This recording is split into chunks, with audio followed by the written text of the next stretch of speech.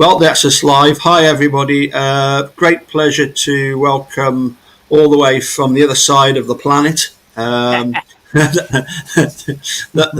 Hod and the Doctor. Thank you so much for joining me this evening, your time, middle of the day for me. So thanks very much. Very sad news about Dolores. Who wants to go first on that one? Mark. Oh, yes, well, it is very sad news. I know Dolores well. I've spent many hours with her and journeyed with her numerous times down to Warpond to visit Stephen over the last few years. And Dolores had been unwell and in a nursing facility being looked after, and her death was not expected. It was quite sudden. So everyone, all the family, all the supporters would have hoped Dolores, obviously, would be still with us, and especially to be around when Stephen was released. But sadly, that wasn't to be the case. And I just think of Dolores in I'll come back to Stephen in a moment, but I think of Dolores in terms of her unbelievable advocacy for Stephen at a time when none of us were around in the early days, let alone the 1985 case, but also in the start of this case. It was pretty much before 2015 and the Netflix documentary. It was Dolores and Sandy and obviously some other family members as well, Barb and what have you. They were the main advocates. But I'm going to say Carla. Carla was quite... So the family, it was a family thing, but Dolores, as best I could tell, was the main sort of energy and force behind it all, being the matriarch of the Avery clan. And to lose her in the way that's happened, insofar as, when I say that, I mean with her son and her grandson incarcerated, is extremely sad. And my thoughts and everyone's thoughts go out to her, and as has been expressed on all the wishes and thoughts on the various social media platforms. Yeah. Indeed. Yeah, beautifully said. Yeah, I never had the pleasure of meeting Dolores, or even had a chance to speak with her, but my impressions from her have been from Making a Murderer series and other documentaries and things like that. And the thing that struck me about Dolores, in a lot of ways, she reminded me of my own poor dear mother. A very simple person, no gloss, no glam, but an incredibly dedicated, hardworking woman that, her family was number one. And what impressed me throughout the series, just from seeing her and hearing her talk, was her utter devotion for her family, for Stephen and for Brendan. And she was there all the way. And, you look at Making a Murderer and the journey she took. She was there with Stephen and Brendan all the way. And, as Mark said, when you look back through her original journey with Stephen back in 1985, where no one would believe her husband, or the other witnesses, it must have been very, very traumatic. Yet Dolores knew the truth. She stuck by it. And, what ultimate joy to see her son released, and then for a tragedy to see her son framed, in my opinion, for murder, for something he never committed. And of course, Brendan is completely innocent as well.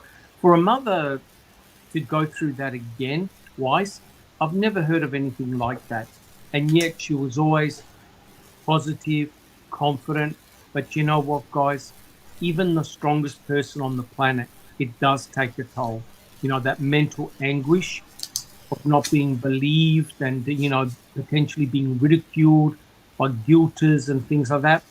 Yet so much kudos. She very, very strong, supportive person. You don't find many people like that.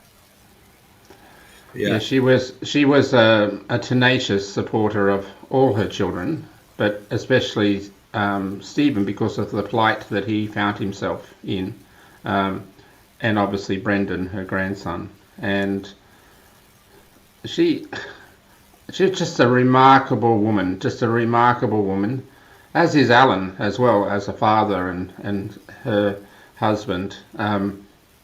It was an honor to know her and to spend some personal time with her. And Stephen absolutely adored his mother, absolutely adored her. And there's a lot of Dolores's DNA in Stephen. And, it was, even though I know Stephen would have had part of his mind centered on the reality of what might happen to his mother, he always held out hope that what her passing wouldn't occur before he was released. Yes. But I can tell you, because I've spoke to Stephen this morning about, where are we now? About 12 hours ago, which was only a day or so after hearing of his mother's death, and he is very, he obviously has the natural deep sadness of losing his mother, but he also maintains the calm and fighting spirit that his mother had, and her peacefulness, I guess I might call it, is keeping him on the straight and narrow. He was very calm. He's very reflective. He mentioned a few things about his mother to me that I won't mention here because it's very personal. But Yeah. let's just say that they were things that meant that his mother was saying to him, "Don't worry, Stephen, I'm still here." Let's just we call it that, and encouraging him to maintain his positivity and keep on fighting the good fight, which she was his number one fan for doing. So, yeah, it was nice, very nice. And of course, it was Stephen's birthday today, so it was a good opportunity to wish him happy birthday at the same time, which is always a little difficult thing to say in the circumstances. It is, yeah. So it was nice, and just to complete that little bit of a story there, that Sandra visited Stephen today. Right. Today, yes, what's today? It's Friday in Wisconsin. So no, Saturday in Wisconsin. So it was yesterday. She visited Stephen. That's the first visitor that's been allowed. Visiting has only just commenced this Thursday past, after nearly 18 months of it being ceased. So it was a very sad but timely opportunity for Sandra to be with Stephen, and he was very grateful for her to be there. So it's good. Mark, if I could just ask a question. Do you know, because Stephen's in prison, is he permitted to go to the funeral? Would there be a funeral? I imagine there would be a funeral. I don't have any first-hand information about the funeral arrangements at all. I did see Jerome Buting post something today that there is a Wisconsin statute that allows low security prisoners to get leave, if you like. Escorted, to go. And I think he also said in some instances high security prisoners as well, but I don't know how they determine that or what the process is. I'm sure if it was possible, Kathleen Zellner will be onto that, but I think if you like, without trying to preempt Stephen's own feelings, I think he's very sad about the loss of his mother, but he's also very calmed by her presence around him at the moment, and going to the funeral would be lovely for him, but it's not going to deter him in his pursuit of his innocence and hopefully ultimate release. Yeah. I've tried to find out, Dolores. Does she have a middle name? I've never come across one for Dolores. It's only ever been Dolores Avery. So I'm not sure. It's not coming to mind if she does. So she may I don't know. It's just for me. It's probably one of my favourite films, and my favourite scene is Gladiator, when when he gets up and he Russell crows, he's just won that battle, and the Emperor wants him to reveal himself, and he says, "I'm Maximus Decimus Meridius, the husband of a murdered wife and father of a murdered child, and I will get my vengeance either in this life or the next." And all I can say is, Jean Couchet, you're already there. Watch out for Dolores, because she's coming after you, pal. With a pencil. So exactly, yeah. Sideways. Yeah. But can I just say, sure. Paul, if you don't mind, yeah, because it's the first time I've been on a social media thing like this since the sad news is to just on behalf of my my side of the world, and which obviously includes Dr. Silkman and all the supporters for that matter, we want to extend our love and thoughts to the Avery family broadly. Yes. To Alan and to Barbara and Chuck and Earl and all the grandchildren and great-grandchildren. They're just an everyday, ordinary family trying to do the best they can, just like most of us are. They're, a very important member of their family has passed, and we want to. We're an unusual lot in as so far as we've, with good intention, we've injected ourselves over the years inside their family, and I'm very conscious of the privacy that these matters can be, because as you know, I lost my mum recently. So I just want to just say to everyone, on behalf of everyone, how sorry we feel about what's happened, and to extend our thoughts to them all. So yeah. I mean, I can only imagine what it's like for Brendan right now, because it's difficult as it is for Steve. It must be equally so for Brendan. Not just losing Ma, but also in the situation that they find themselves. So it's very, very sad. Another question I was going to ask, and I don't know if you know about this. I did a video yesterday. People are asking, obviously Kathleen Zellner and other people have said, look, at this time in particular, and this was even before we heard about Ma, but, particularly now, to write to Steve and Brendan. But there was a question about, if you're writing to Steve, and I presume to Brendan as well, not to discuss anything about the case. And I'm just wondering if that's just a recommendation, or is that a stipulation on behalf of the prison authorities? My understanding of that is not a stipulation. You can write anything you like, but my advice is not to write about those things. There are proper legal channels, in the case of Steve and Kathleen Zellner, in case of Brendan, Laura Nyrider and Steve Driven, to write your opinions or thoughts or concerns about certain matters. You've got to remember, these guys are in prison. This is not...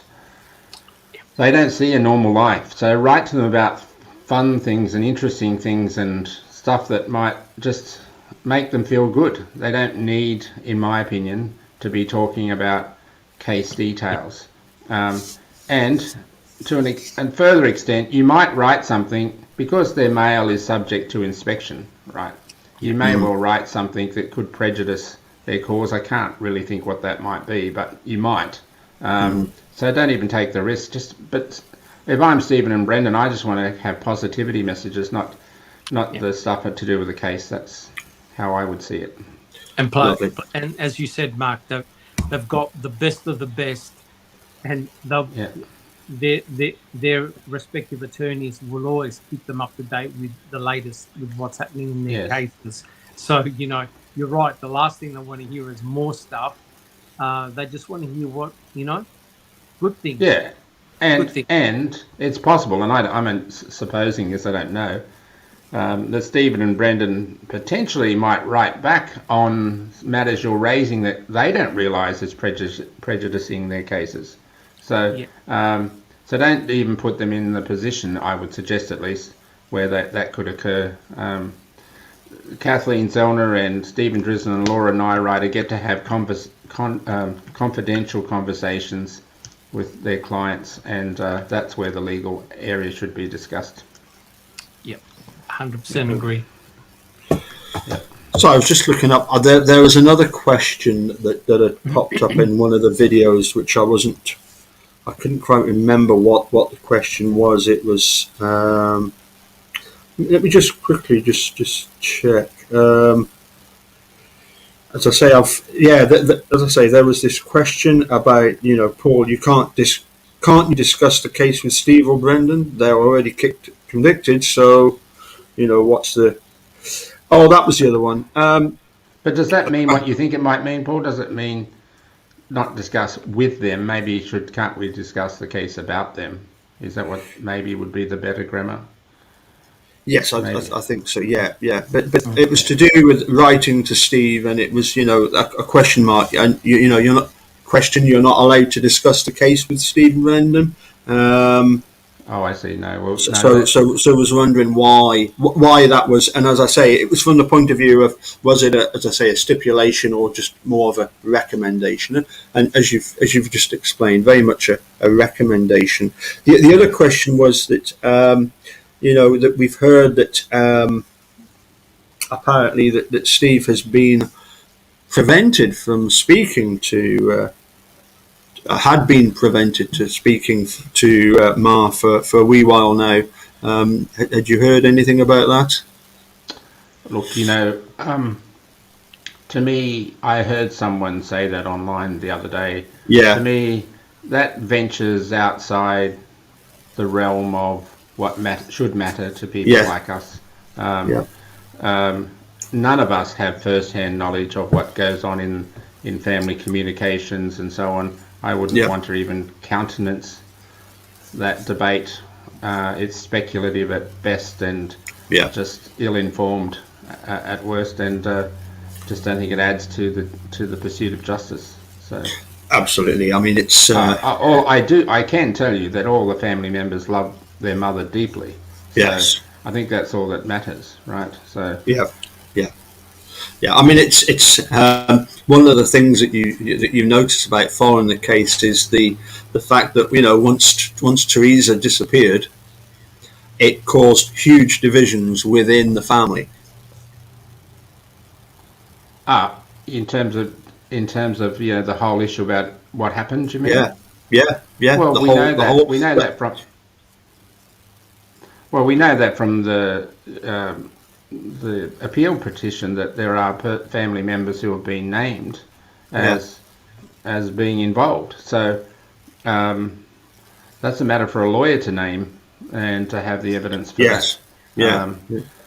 But I don't think just because people have different opinions about whether they're accurate or otherwise gives us carte blanche to kind of poke holes in the family. They're a family. Yeah. And they need each other at all different levels. All families have their differences of opinion, but they're a family. They're not our family, it's theirs. We shouldn't be overly analysing them beyond the matters that are relevant from a legal point of view. Yeah. It's funny because I've just finished listening to that 6th-hour podcast. Oh yes, Tracy's with Tracy, and she basically asked the same question. What is and isn't within the realms of what is permissible to talk about. And once again, you kind of covered that topic very well. They are where they are, but I just got the sense that when it came to Manitou Sheriff's Department and the prosecution of Stephen Brendan, it was all about divide and conquer. You're either on that side. Was it not something along the lines of that they said to Barb? It's Steve. It's something on the yard. What was the actual term they used? It's your family or the yard. That was it. It was like your kids or the yard. Which are you going to choose? Well, is that a question or a statement? I don't. I was trying to remember what the exact quote was, and I'm sure it was Wiegert that put that to Barb. And I think, Paul, if you accept as the fundamental proposition is that Stephen and Brendan were innocent and they were trying to nail Stephen for a crime because of the $36 million lawsuit, right? Yeah. Then you have to accept the proposition that any words that were imparted to any family members or anyone else during the early stages of the investigation were tainted with ill will, right? So whether it was divide and conquer, whether it was playing one against the other, whether it was saying things that were not true, whether it was straight out knowingly lying, they're all built on an ill will for an immoral purpose, that is to prosecute an innocent man. But also false pretense as well. Yes. And there was a lot of that. And the thing that stuck in my mind was when they put Brendan and his brother and Barb in Fox Hills for one night because they were scared of what the family were going to do to Brendan. And I'm thinking to myself, wait a minute, if you want to protect them, you only going to keep them there for one night and then allow them to go home. It's all this nonsense, and also the garbage that they spew in court as well. Well, we're the police. Our business is to protect people, and you're thinking, come on, Mark, you're better than that. Yeah, and that's the type of nonsense that went on. And especially in those early days, it wouldn't be the case now, but they were abusing the natural instinctive goodwill that citizens would have to police to do the right thing, right? Especially someone like Brendan, right? They would not have had an iota in those early days of thought that someone was trying to set them up, right? So they were abusing that trust, and that's why you have things like Miranda rights, and you have lawyers present to make sure that your rights are protected. Correct. I'm sure Mr. Wiegand and Mr. Fassbender would never allow their own children to be interviewed in a similar way without anyone present. No. So when you start from the proposition of evil, which is how I describe it, then anything after that is going to be tainted as being disingenuous. So, but in all aspects, they were very aggressive to the entire family. And I believe Paul is correct. They wanted to conquer and divide, and they wanted to cause that tension within the family. And you can see that in the very early reports that were written about, especially about the brothers. They were trying to pit one against the other. And people like the detectives that interviewed both Earl and Chuck, they were trying to put one against the other, and they were pointing the finger directly at Stephen. They wanted the brothers to admit that their brother had committed this crime, and they come up with the false pretense of saying, "Oh well, Brendan was a witness. We never thought he was going to be, a suspect," and they were just playing a game, a real dirty game. Yeah. I mean, at the moment, we're obviously looking forward. So it's very encouraging that Steve's saying that he's going to remain strong and look forward to a decision. The worst case scenario I heard was that it could be as late as before Christmas this year before we get a decision. But that was based on the initial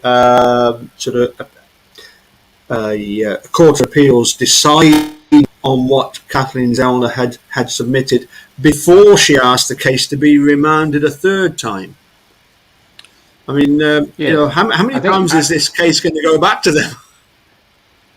Well, I think I'm not the person in prison, so I can't feel the pain that Stephen and Brendan do. But keep in mind when Brendan's appeal was going on at the first level with Judge Duffin in the federal court, that took over a year for him to rule, right? Yes.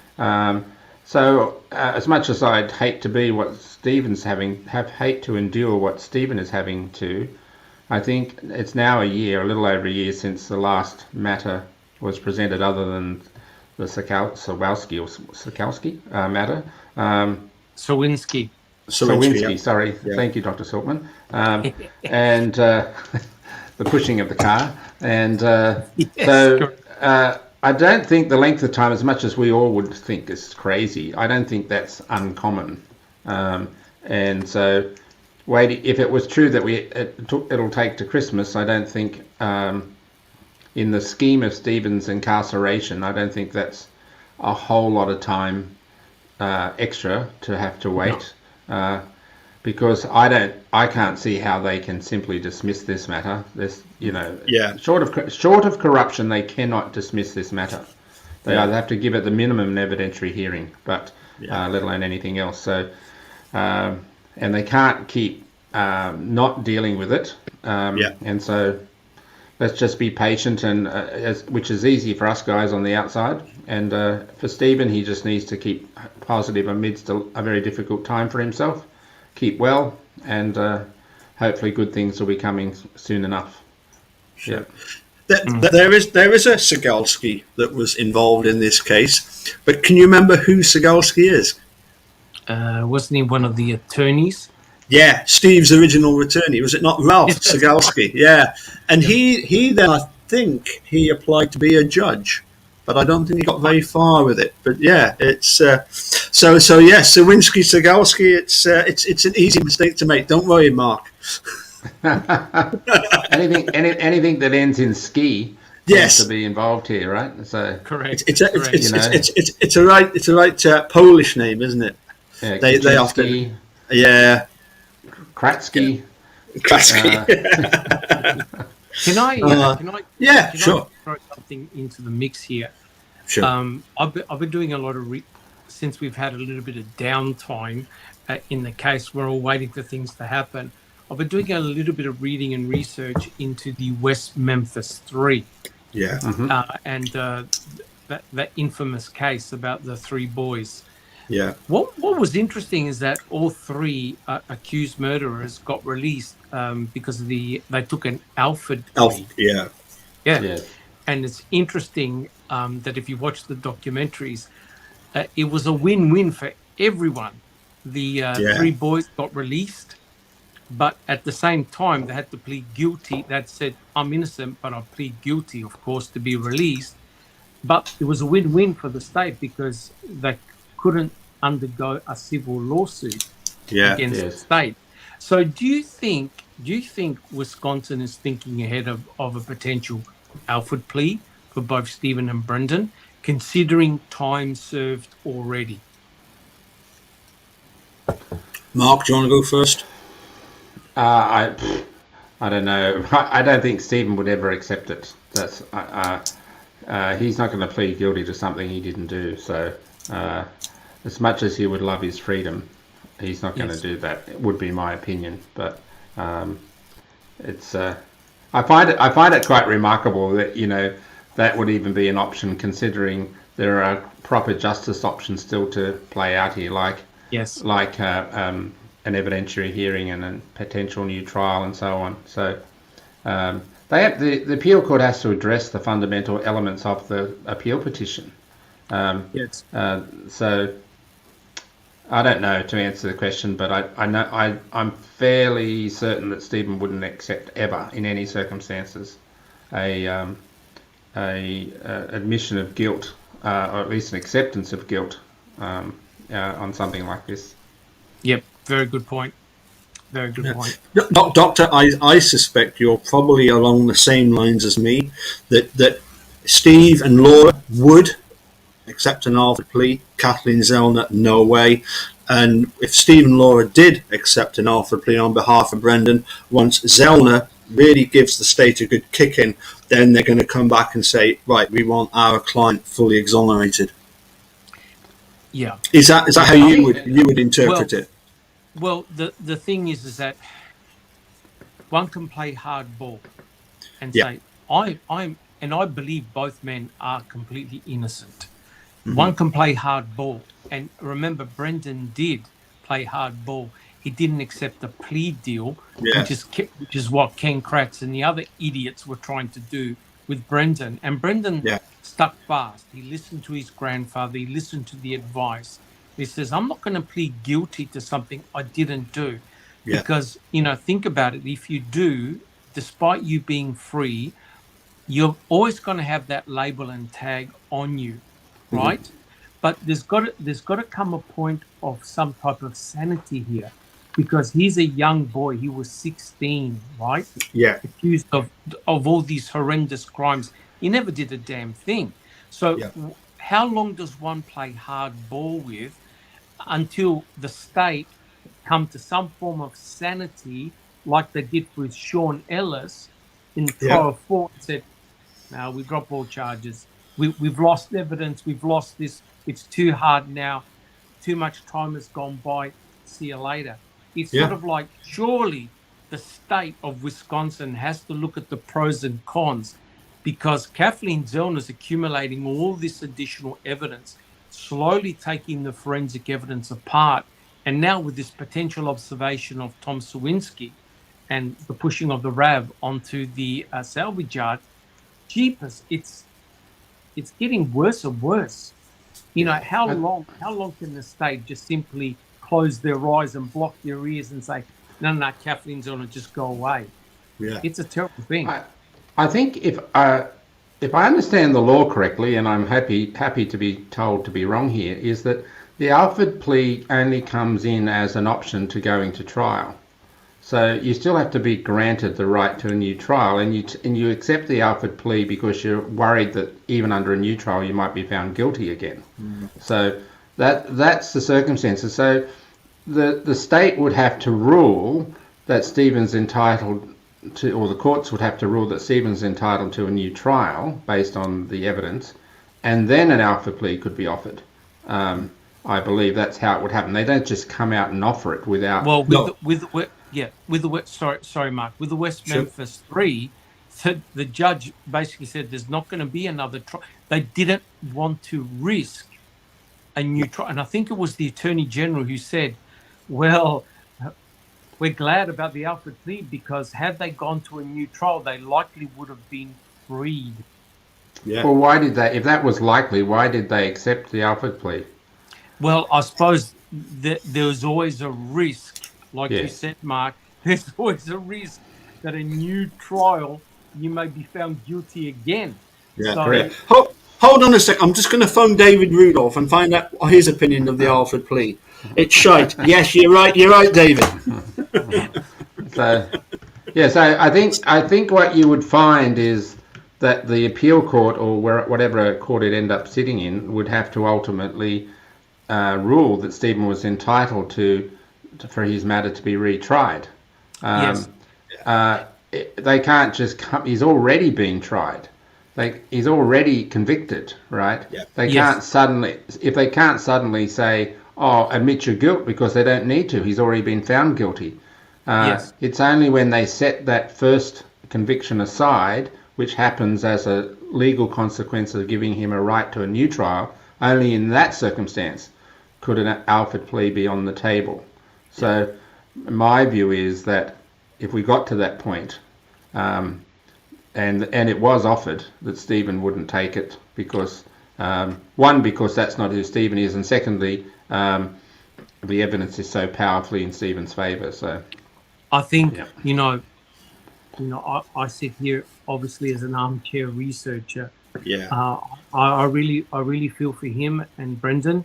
You both deserve to be fully exonerated, right? Yes. They really do. And I know that Stephen, I remember him saying in the documentary Making a Murderer, because and it was so ironical because in the 1985 case, had he pled guilty, he would have been a free man.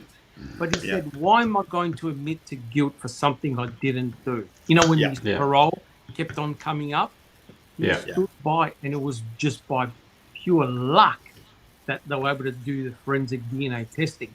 In Brendan's case, there's nothing to test because he couldn't be linked to any crime for a start. And secondly, with Stephen, a lot of the evidence has disappeared. It's gone. So what are they going to do? Well, that's right. I mean, that's in Stephen's favour, of course, because they had a duty to maintain it.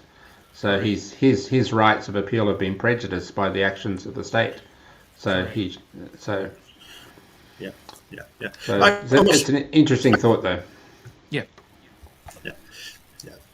I think that the Avery family have shown us that they are unlikely to take an Alford plea, but I think it has been discussed quite a bit, hasn't it? And particularly looking from the point of view of some of the supporters of Brendan, is that if it was offered, as you say, Doctor, because Brendan is so young, still so young mentally, he's still the 16-year-old that went went to prison all those years ago. But Paul, if you think about it, though, just contemplate this. If you, in Brendan's case, if you were of the mind to offer him an Alford plea, what's your motive? If you're the state, what's your motive? For him to save costs. Correct. Yep. Well, to plead guilty. So they have an ulterior motive. It's not. They have the ability, as Governor Evers has, to release Brendan already, right? And he chooses not to. If their motive was justice, well, then they could just release him. If they want him to plead guilty, they're trying to protect their backside because they fear what might be coming. Yes. So, anyway, it's in the end, it'll be a much more thoughtful bunch of lawyers who make those decisions on behalf of the boys. And correct. The only point I was going to make, sorry, gentlemen, was that in the West Memphis 3 case, one of them, Damien Eccles, was on death row. Yes. They spoke to the other boys, and they said we weren't going to take the Alford plea, but hadn't we taken the Alford plea, Damien would have been given a lethal injection, right? And if you've been put to death, oops, it's too late then for them to find the real killer or killers. Yeah, so that's definitely a mitigating situation. That for sure. Yes, correct. Yeah, it's. The interesting thing, isn't it, that in the staircase you've got Steve Drizzen. David Rudolph says early on about the fact that in Scotland they've got 3 verdicts: guilty, not proven. And it's funny how this not proven is almost like there are similarities with the Alford plea, because it means that people go back into the community and there's still this heavy level of suspicion. If you were found not proven, it's, and I was speaking to a chief of police who said that, people think this is this wonderful, notion of not proven. It's not. It can be very problematic for people living in the community, just the same as taking an Alford plea. But isn't not proven in effect not guilty, because you have to be proven guilty? Right? Yeah, so if you haven't been proven guilty, you must be by law not guilty. Yeah, right? but Mark, Dr. Silkman, not everybody in this world is as charitable as you two guys. Yeah. But if you believe in the principle of the presumption of innocence, right, and the principle that you have to be proven guilty beyond a reasonable doubt, everyone is not guilty to start with. Yes. Right? You could say it's not proven. To me, that's what you're actually saying when you say someone's not guilty. You haven't proven guilt. So it's perhaps a softer and more palatable terminology that allows people who thought they were guilty to still feel okay about it. Someone getting away with it or not being found guilty, but I still think it brings you back to the same point that the obligations to find someone guilty beyond a reasonable doubt have not been achieved. Yeah, so I mean, for the legal system, they'll see it as a nil or draw. They'll be very unsatisfied with the outcome. Yeah. Sort of like the mentality is win at all costs. Yes. They're not going to, at the end, shake hands and say, good job, we couldn't prove it. Oh, okay, no worries. No. It's a win at all costs. And that's precisely what the state's doing. The state's position with Stephen and Brendan. Win at all costs. And just to prove it, look what happened with Brendan and all his appeals. The Attorney General, Brad Schimmel, followed the case intimately, and he got involved in every step. He didn't accept the decision of the judges until he got it his way. Right? Correct. So in other words, Correct. no matter if there was an en banc or Judge Dufferin said this, he didn't believe, he didn't want to accept the recommendation of the judges or the panel until he got it his way. And he even said on national television, well, you don't know what type of panel you're going to get. Yeah, no, seriously? Really? It's meant... I don't care what the outcome is as long as I win. Yeah. Yeah. That's a disgraceful thing for an Attorney General to say. An Attorney General said it on national television. Yeah, I remember that. I remember that quote. Well, you don't know what panel you get. I think the panel we're going to get in the full circuit's a bit more to our liking, or was effectively what he was saying. Correct. Yes. So in other words, he already knew how the first en banc panel was going to adjudicate.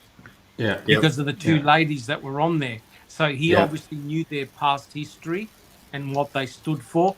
He knew he had to go higher.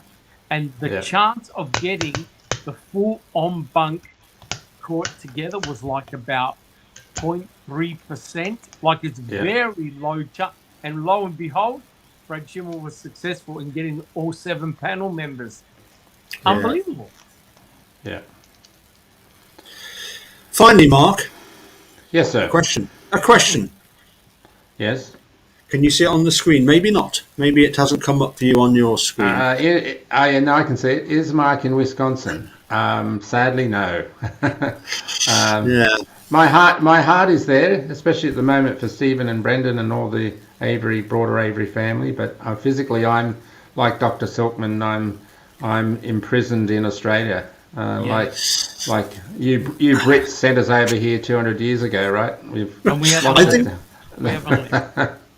Was it not referred to back then as Van Diemen's Land? Yeah, well, that's Tasmania. Oh, is it? Right. That's because Van Diemen, I think, was I'm going to say some top guy in Holland, was it? With Van Diemen, I think so, yeah. Abel Tasman was Dutch, right? And I think Van Diemen was I don't know whether it was the king or the governor or something like that. So I think that's the story, but they end up naming after Abel Tasman. So the actual... Right, okay. Well, I very reluctantly use the word discover. That's a very... I take exception to my own words because it didn't need to be discovered. It was already there. So, correct. These boats bumped into Australia. Bumped into Australia. Exactly. Correct. And I know I'll have Dr. Silkman on my side when I tell you that we have an absolutely adorable First Nations Australian girl called Ash Barty in the Wimbledon final in about an hour or so. Yeah. And 50 years after Yvonne Goolagong, another amazing Indigenous Australian, won Wimbledon. Yeah. So fingers crossed Ash does well tonight and brings home the bickies. So yeah, absolutely. Absolutely. Paul, yes. If I could just say, we've got a few members who are in actually Wisconsin at the moment as part of the rally. Yes. And if I could just say their names quite quickly, we have Please do, yeah. Sammy, Linda, Rhonda, and Becca, and I've probably missed out on one or two others, but they're in Wisconsin with their banners. Yes. And they're spreading the good word for the family. Yeah. They were out yesterday. Let me see, what time is it now? It's early morning over there now. It's 6, coming up to 7 a.m. But yesterday they were out in Chilton, outside the Chilton courthouse. Yes. Where Stephen's they trial were, was. yes. And today they'll be at Manitowoc, at the Manitowoc courthouse at I think it starts at 11 a.m, which will be a few hours from now, maybe about 5 hours from now, I think. 4 hours from now. So I told them to keep away from Cuss Road and King Pratt. Every time I think back to the rally of 2019, my body is still slowly recovering. That's self-imposed pain, Paul. I know, but it was for that. I know, but it was an absolutely brilliant weekend. Thoroughly enjoyed it, and I mean, how cool was it to the weeks leading up to going to Wisconsin. I'm saying to people, I'm off to America for a few days. Oh, where are you going? New York, California, Miami. No, I'm going to visit a scrapyard in Wisconsin. Yes, correct. Yeah. Gee. Anyway, gentlemen, good luck to your tennis, ladies tennis player. I really do hope that she is successful. I'm actually off to watch the Speedway. We're going to see a couple of Australians competing for Berwick and Edinburgh. In fact, one of the guys that rides for Berwick, the Berwick captain, Aaron Summers, he is from a little town in Australia known as Adelaide. Oh, really? Fantastic. Small world. We were voted the third best livable city on the planet. Yeah, I saw that. Yeah, planet. Yeah. Second behind, third behind Galashiels, and yes. And I can't think of another place at the moment. But anyway. Manitowoc number one. Manitowoc. Yes, correct. And I just thought I'd let you know that Dr. Silkman and I got Italian heritage, so so we're going to support Italy in the final on Sunday. Listen, divided loyalties. I mean, it's. Well, I was with my cousins last weekend down in Gloucestershire, and they were hoping for a Italy-England final, which they've now got. But it's like it's for us. I suppose it's a win-win. Yeah, no, there's no. I don't know about Dr. Silkman. There's no Italian heritage in me, so I'm going to go for the old dart. So, should be a good game. Should be a good game. Yeah. Well, I mean, what would be good is if you have a goal early on for England, and then Italy have to come out and play, and then it could be a really good, because England are as cagey these days as Italy. They're both very defensive minded. All you need is one of them to score. And it could become interesting. Anyway, I'm gonna enjoy the Speedway. And the first minute and defend for 89. I know. That's how it used to be. Yeah. I'm going to say cheerio. Many thanks for joining us, and I'll leave the last words to you two gentlemen. To close it out for us. My last word is a big congratulations to all the people participating in the rally today in Wisconsin in difficult circumstances for travel. It's wonderful that they've made the effort, and I know Stephen is very, very thrilled that people are doing that, and so on his behalf, thank you very much. Yep, and same with me. Fantastic effort by the girls going out there again under very difficult circumstances, and I like to extend my condolences to the family. Losing a mama, Avery, that's big. That's big. But we carry on the good work. Indeed. Thanks, gentlemen. Catch you all soon. You're welcome. It was a pleasure. Thank you. Bye for now. Bye-bye. Bye.